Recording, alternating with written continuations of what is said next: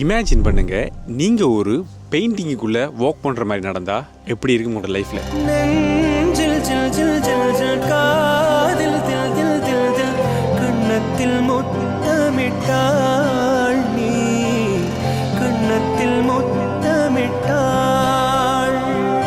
நெஞ்சில் ஜில் ஜில் ஜில் ஜில் காதில் தில் தில் தில் தில் கண்ணத்தில் முத்தமிட்டாள். இது ஒன்றும் நார்மல் கார்டன் இல்லை, இதுதான் ஃப்ரெஞ்ச் பெயிண்டரான க்ளோத் மோனியோட உலகம்.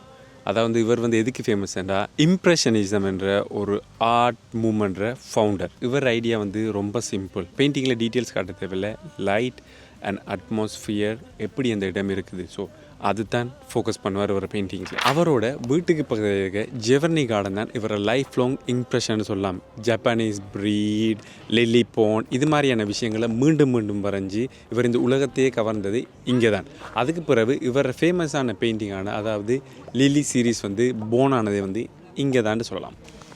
நாங்கள் இப்போ டூரை முடிச்சிட்டோம். இப்போ நீங்கள் பாரிஸ்லேருந்து ஒரு 1 hour ட்ரைவ் பண்ணிங்கன்னா மொனேட லைவ் பெயிண்டிங்கில் நிற்கிற மாதிரி ஃபீல் பண்ணலாம். Same bone, same breed, same flower.